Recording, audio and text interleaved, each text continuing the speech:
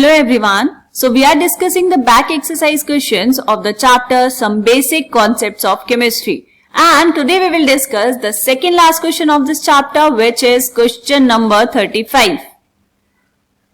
So the question is, calcium carbonate reacts with aqueous HCl to give CaCl2 and CO2 according to the reaction. ये reaction यहाँ पर आपको given है बेटा. What mass of CaCO3 calcium carbonate is required to react completely with 25 ml of 0.75 m HCl?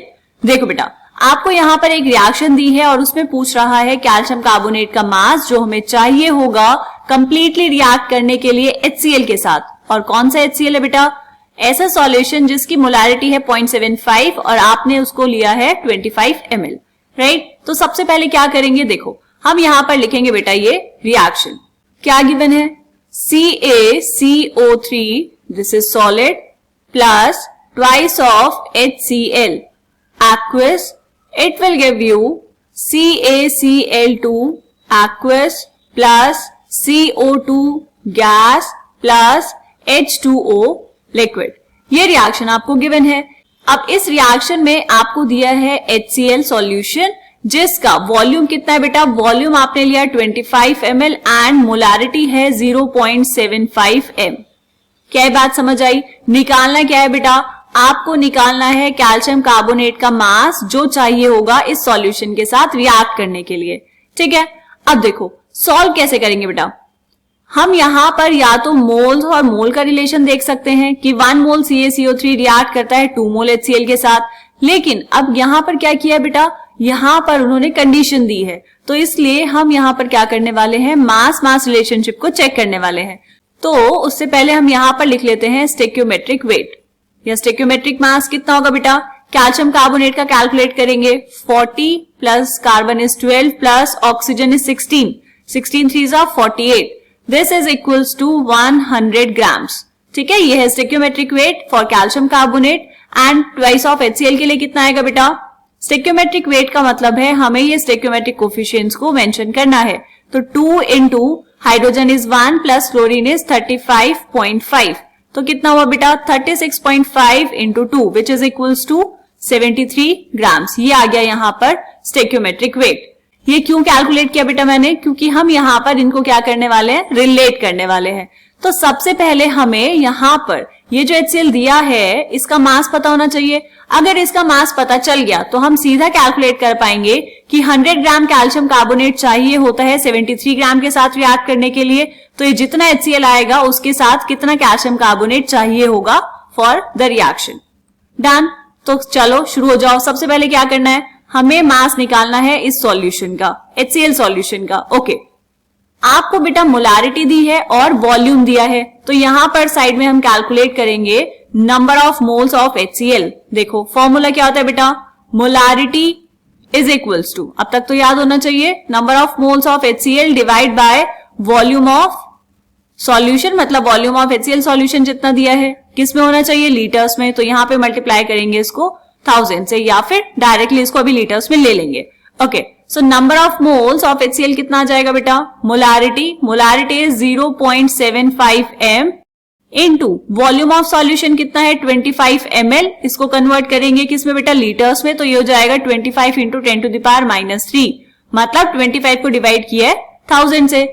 इतने number of moles multiply करो इसको, तो number of moles of HCl आ जाएगा बेटा 0.01875.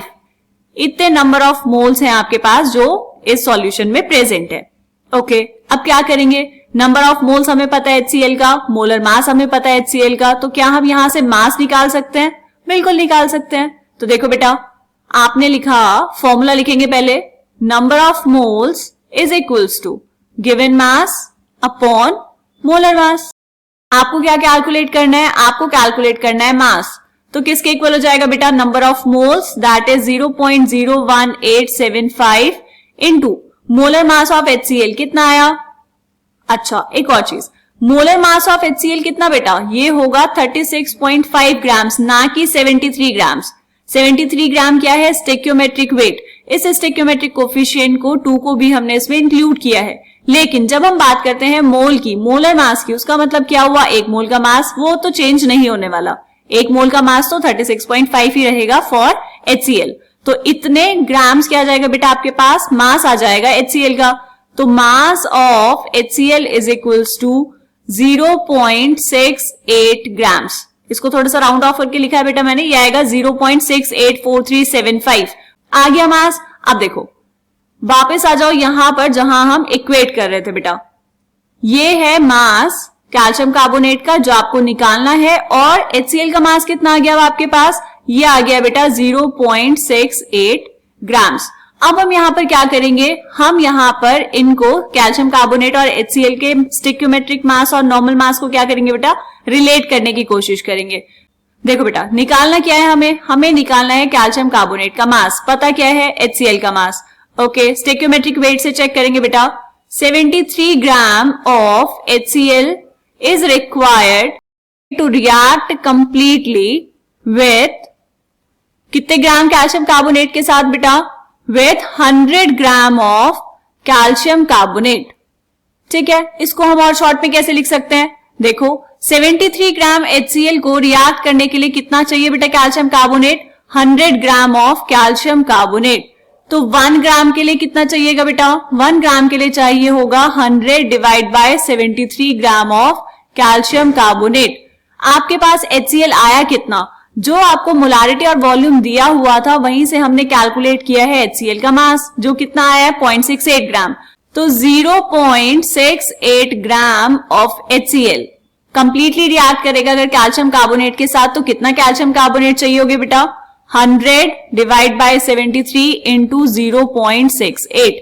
इसको आप कर लेंगे कैलकुलेट, तो कितना आएगा, मल्टीप्लाई करो 68 divide by 73 which is equals to 0.931 grams, और अच्छे से कैलकुलेट करेंगे बेटा तो ये अप्रोक्सीमेटली इक्वल आएगा 0.94 ग्राम्स के। So this is the answer for this question. अगर आपको 25 ml सॉल्यूशन ऑफ HCl जिसकी मोलारिटी है 0.75 m, उसको रिएक्ट करवाना है कैल्शियम कार्बोनेट के साथ, तो कितना कैल्शियम कार्बोनेट चाहिए होगा बेटा, 0.94 ग्राम्स। समझ आ गया ये वाला क्वेश्चन बेटा, सिंपल क्वेश्चन था, बस आपको स्टेप बाय स्टेप चेक करना था कि आपको क्या क्या कैलकुलेट करना होगा, रास्ते में क्या क्या चाहिए फाइनल आंसर तक पहुंचने के लिए। ठीक है, तो ये क्वेश्चन यहाँ पर कंप्लीट हुआ बेटा। मिलेंगे नेक्स्ट क्वेश्चन में जो होगा इस चैप्टर का लास्ट क्वेश्चन, तब तक के लिए बाय बाय।